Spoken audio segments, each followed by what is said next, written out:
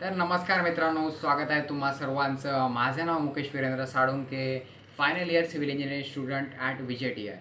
तर मोस्टली हा जो व्हिडिओ आहे हा फ्रेशरसाठी आहे, ज्या फ्रेशर्सला मोस्टली व्हीजेटीबद्दल माहीत नसतं किंवा काही ना काहीतरी मुंबईबद्दल सुद्धा माहिती नसतं. म्हणून ओव्हरऑल आपण ही जी कॉलेज लाईफ आहे किंवा 4 वर्षामध्ये कशा पद्धतीने गोष्टी होतात किंवा माझ्या स्वतःचे एक्सपिरियन्स यामधून मी शेअर करणार आहे किंवा तुम्हाला फ्रेशर्सला सांगणार आहे की कोणत्या गोष्टी केल्या पाहिजेत, काय केलं पाहिजे, कशा पद्धतीने केलं पाहिजे.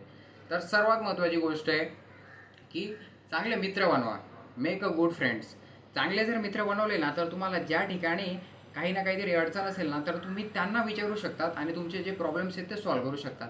मग मित्र म्हणजे कोणते की जे फक्त तुमच्या बरोबरीचे तुमचे जे क्लासमेट आहेत तेच नाही तर सिनियर्स जे पण आहेत ते पण मित्र बनवा चांगल्या प्रकारे, जे की तुम्हाला हेल्प करतील. ओव्हरऑल जे तुम्ही जे पण शिकतायत त्याच्यामध्ये तुम्हाला काही ना काही, सपोज तुम्ही सेकंड इयरला असतील तर थर्ड इयरचे स्टुडंट जर असेल तुमच्याच ब्रांचचा तर तुम्हाला काही ना काही तो हेल्प करेल. म्हणून चांगले मित्र बनवा, ही पहिली गोष्ट. दुसऱ्या गोष्टीमध्ये आपण जाणार आहे की हेल्थमध्ये तुमचे जे आरोग्य आहे, आपण म्हणतो ना की जान है तो जहान है. जर आयुष्यात आरोग्य चांगलं नसेल ना तर काही फायदा नाही. म्हणून मी म्हणतो की आरोग्य चांगलं होण्यासाठी तुम्ही जिम जॉईन करू शकतात किंवा स्वतः त्या ठिकाणी इथं ग्राउंड पण चांगलं आहे तर त्या ठिकाणी स्पोर्ट्स पण पार्टिसिपेट करू शकतात. खूप साऱ्या गोष्टी करू शकतात. म्हणून स्वतःच्या आरोग्यावर फोकस करा.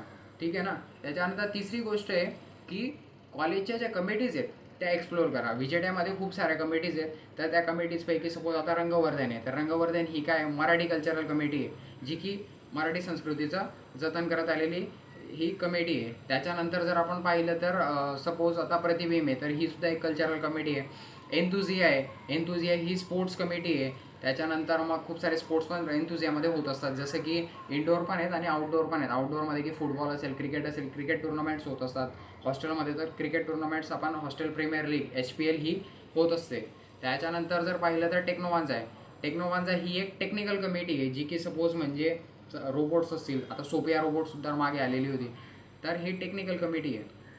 त्याच्यानंतर अजून आपण पाहायला गेलं तर खूप सारे, आता पहिली गोष्ट म्हणजे व्हीजेटी ही प्राईम लोकेशनवर आहे. मुंबईमध्ये दादरच्या जवळच माटुंगा आहे तर त्या ठिकाणी तुम्ही खूप साऱ्या प्लेसेस एक्सप्लोअर करू शकतात.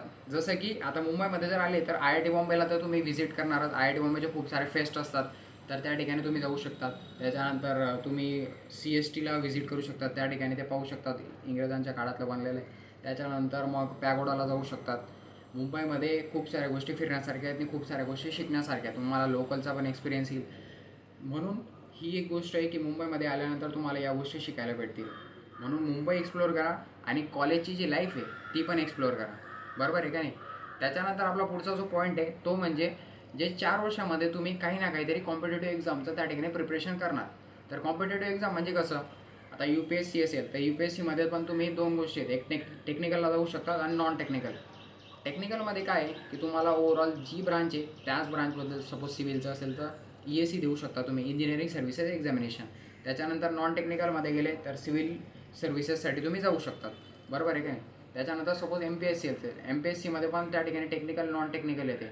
टेक्निकलमध्ये पाहिलं तर तुमच्या जे ब्रांच रिलेटेड सिलेबसच येणार आहे, म्हणजे त्याला आपण MES म्हणतो, महाराष्ट्र इंजिनिअरिंग सर्व्हिस. आणि जी नॉन टेक्निकल आहे, नॉन टेक्निकलमध्ये मोस्टली जे पण सपोज आता राज्यसेवा असेल, MPSC राज्यसेवा आपण म्हणतो, तर त्याच्यामध्ये तुम्ही उपजिल्हाधिकारी बनू शकतात, तहसीलदार बनू शकतात. तर या खूप साऱ्या पोस्ट आहेत. क्लास 1 आणि क्लास Bच्या त्या ठिकाणी पोस्ट आहेत. बरोबर आहे का नाही. त्याच्यानंतर SSC CGLची एक्झाम तुम्ही देऊ शकतात. त्याच्यानंतर CDSची एक्झाम देऊ शकतात. तर CDSमध्ये काय माहिती का की तुम्ही कमांड डिफेन्स सर्व्हिसेस ज्याला आपण म्हणतो, म्हणजे आर्मीमध्येही तुम्हाला जर जायचं असेल तर जाऊ शकतात. त्याच्यानंतर मग या एक्झामचे प्रिपरेशन तुम्ही साईड बाय साईड चालू ठेवू शकतात. कॉलेजचा जो टायमिंग आहे तो 9 ते 5चा टायमिंग आहे. तर त्या ठिकाणी सॅटर्डे संडे तर सुट्टीच असते आणि खूप साऱ्यामध्ये गव्हर्नमेंट हॉलिडे येत असतात. तर त्याच्यामध्ये तुम्ही प्रिपरेशन करू शकता 100%, काही प्रॉब्लेम नाही आहे. म्हणजे खूप साऱ्या विद्यार्थ्यांचा तोच प्रश्न असतो की जे कॉलेज राहील त्याच्यानंतर आपल्याला वेळ भेटेल का. तर व्यवस्थित जर टाईम मॅनेजमेंट केलं ना तर त्याचाही तुम्ही अभ्यास करू शकता. बरोबर आहे का नाही. ही एक गोष्ट झाली. त्याच्यानंतर खूप साऱ्या सिनियर्सला त्या ठिकाणी तुम्ही विचारायला पाहिजे की कशा पद्धतीने गोष्टी होतात. आता इंटर्नशिप आपण थर्ड इयरला करतो तर पहिलेच तुम्ही विचारून घ्यायचं फायनल इयर स्टुडंटला की कशामध्ये कुठे कुठे इंटर्नशिप असतात. जसं की मी आता सिडकोमध्ये इंटर्नशिप केलेली आहे, रेसिडेन्शियल प्रोजेक्ट होता. तर खूप साऱ्या अशा डिफरंट साईट्स असतात, जसं की मुंबई मेट्रो असेल, त्याच्यानंतर तुमचे कोणी अडाणी रियालिटीमध्ये करतात. तर अशा पद्धतीने या ज्या गोष्टी आहेत ना या तुम्हाला सिनियर्सच सांगणार आहे. म्हणून सिनियर्सला त्या ठिकाणी चांगले मित्र बनवा, ते तुम्हाला 100% हेल्प करतील. त्याच्यानंतर मेक अ गुड मेमरीज, चांगल्या मेमरीज बनवा. हॉस्टेल लाईफला आता सध्या मी हॉस्टेललाच आहे, तर त्या ठिकाणी मी PG हॉस्टेलला राहतो. PG हॉस्टेल म्हणजे नाव आहे, पण एक पोस्ट ग्रॅज्युएटसाठी नाही आहे, BTECचे स्टुडंटही त्या ठिकाणी राहतात, बरोबर आहे का नाही.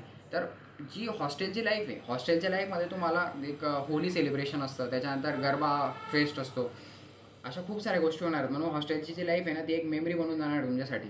म्हणून मेक अ गुड मेमरीज, चांगल्या मेमरीज बनवा. 100% तुम्हाला 4 वर्षानंतर ही कॉलेजची आठवण येईल, हे मी 100% सांगतो. त्याच्यानंतर मग अजून जर तुम्हाला सांगायचं झालं तर तुम्ही NCC सुद्धा जॉईन करू शकतात. मी स्वतः NCC कॅडेट होतो. माझं 3 इयर्सचं, first year, second year, third year C certificate holder आहे मी. माझं NCC पूर्णपणे कंप्लीट झालेलं आहे. तर NCC जॉईन करण्याचे सुद्धा खूप सारे फायदे असतात. त्याच्यावर सुद्धा आपण एक नवीन व्हिडिओ बनवू, पण याच्यामध्ये जनरल तुम्हाला सांगून देतो की NCCमध्ये तुमची फिजिकल फिटनेस ही चांगली राहत असते. त्याच्यानंतर मग तुमची लिडरशिप क्वालिटी असेल, त्याच्यानंतर तुमचे कम्युनिकेशन स्किल असेल, त्याच्यानंतर मग अजून खूप साऱ्या गोष्टी आहेत. मी कॅम्पसुद्धा केलेले होते. एक भारत श्रेष्ठ भारत मी कॅम्प केलेला होता, हा जळगावला केला होता. त्याच्यानंतर CATC combine annual training camp हा मी तारापूरला केलेला होता. तर कॅम्पमध्ये पण 10 दिवसाचा कॅम्प असतो. खूप साऱ्या गोष्टी तुम्ही एक्सप्लोअर करू शकता. त्या ठिकाणी जे कल्चरल फेस्ट होतात, कल्चरल त्या ठिकाणी ॲक्टिव्हिटीज होतात, त्याच्यामध्ये तुम्ही पार्टिसिपेट करू शकता.